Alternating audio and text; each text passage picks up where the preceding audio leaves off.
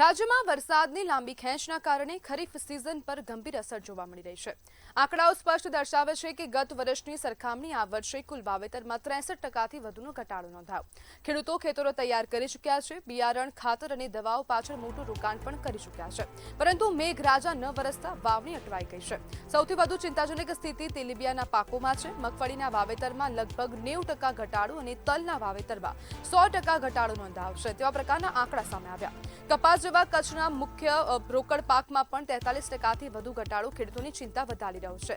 જો કે શાકભાજી અને ઘાસચારા જેવા પાકોમાં મર્યાદિત વધારો જોવા મળ્યો છે, પરંતુ તે સમગ્ર કૃષિ ચિત્રને બદલાવ માટે પૂરતો નથી। ખેતી પાછળ હજારો રૂપિયાનું આર્થિક રોકાણ કર્યા બાદ હવે જગતનો તાત માત્ર ને માત્ર મેઘરાજાની પધરામણીની આતુરતાપૂર્વક રાહ જોઈ રહ્યો છે। જો સમયસર વરસાદ પડી જાય તો જમીનમાં પૂરતો ભેજ મળતા જ વાવણી કાર્ય શરૂ થઈ શકે તેમ છે, અને કચ્છ વિસ્તારમાં જે પાણીનો પણ અભાવ ક્યાંક ને ક્યાંક જોવા મળી રહ્યો છે, અને સાથે સાથે હવે જે મેઘરાજા વરસતા નથી અને તેને જ લઈને હવે જે વાવણી કરવામાં આવી છે તે આ વર્ષે ખૂબ ઓછી થઈ છે, તેવા પ્રકારના અહેવાલો સામે આવી રહ્યા છે। અને આજ મુદ્દે આપણી સાથે ચર્ચા કરવા માટે કિસાન સંઘના પ્રમુખ માવજી લોહ જોડાઈ ગયા છે। માવજીભાઈ, વાવેતરમાં ઘટાડો શું કહેશો? માવજીભાઈ, ચોક્કસ બેન, અવનવી અસરના લીધે વરસાદ લેટ થયો નથી, સુધી શરૂઆત થઈ નથી। મારા વિસ્તારની વાત કરીએ તો અમારે પપૈયાનું વાવેતર અહીંયા થાય છે, જે ત્રીજા મહિનામાં વપરાય છે। ત્યારે એ પોઝિશનમાં જે ગરમી પડી છે તો ઘણા બધા ખેડૂતોને પપૈયાનો પાક નષ્ટ થઈ ગયો છે।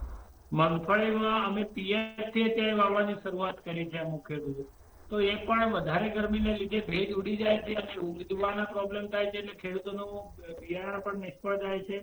અને અત્યારે જે વાવેતર સમયસર જો વાવેતર થાય તો સામે લેવામાં પણ સમયસર લેવાય અને શિયાળુ પાક પણ સમયસર વાવી શકાય।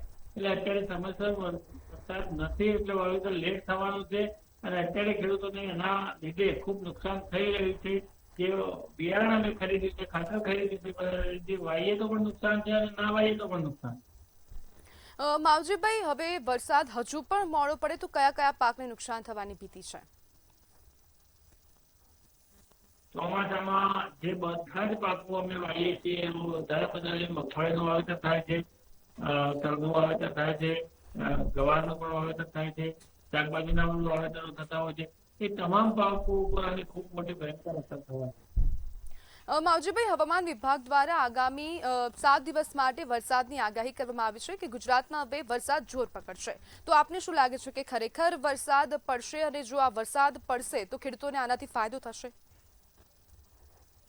હા બેન, જો વરસાદ પડશે એ કુદરતી છે, પણ જો ચોક્કસ પડશે તો અમે વાવેતર કરી શકીશું અને હવામાનમાં જે ગરમી વધારે છે એ ગરમી કંટ્રોલ થશે તો જે ઊભા પાકો અત્યારે પકડ્યા જેવા પાકો છે એ પણ બચાવી શકાય છે અને નવું વાવેતર ખેડૂતો કરી શકવા।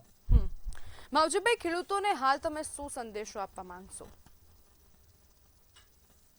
હાલ તો એ જ છે કે રાહ જોવી જ પડશે। અત્યારે મગફળીનું વાવેતર શક્ય હોય ત્યાં સુધી ન કરતા, કારણ કે મગફળીનું વાવેતર કરીએ છીએ પણ પૂરતો ઉગાવો ન પડવાને લીધે 4 મહિના સુધી એનું નુકસાન ભોગવવું પડશે, એટલે રાહ જોવા જોઈએ, બીજો કોઈ વિકલ્પ ખેડૂતો માટે નથી।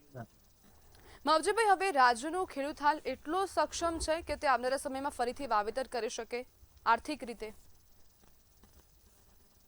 બેન, ખેડૂત દેવામાં જીવે છે, દેવામાં જન્મે છે, એવી પરિસ્થિતિ છે। અમારા ખેડૂતોના દીકરાઓ કોઈ ખેતી કરવા માંગતા નહીં, આવી પરિસ્થિતિ અત્યારે બધાને ખબર છે કે છે એ ચાલુ વર્તમાન સરકારને પણ અને વિરોધ પક્ષને પણ, પણ એ પરિસ્થિતિ છે। એટલે અત્યારે જો નહીં આવે વરસાદ તો એને સરકાર કોઈ સપોર્ટ કરશે ખેડૂતોને કે સરકારને એમાં રસ લઈ અને ખેતી કેવી રીતે બચી શકાય એના તમામ પ્રયત્નો અને એડવાન્સ આયોજન કરવું પડે। માવજીભાઈ, ખેતી કેવી રીતે બચાવી શકાય આપના મતે? ખેતીમાં બેન, પેલું ખેતી માટે પ્રાથમિક જરૂરિયાત એનું પાણી છે। પાણી જો હોય તો ખેતીમાં ચોક્કસ એનો ફાયદો થતો હોય છે કે એક ટાઈમે વરસાદ ઓછો આવ્યો તો પણ પાણીની જો વ્યવસ્થા હોય તો ખેડૂત એમાં ખેતી કરી શકતો હોય છે।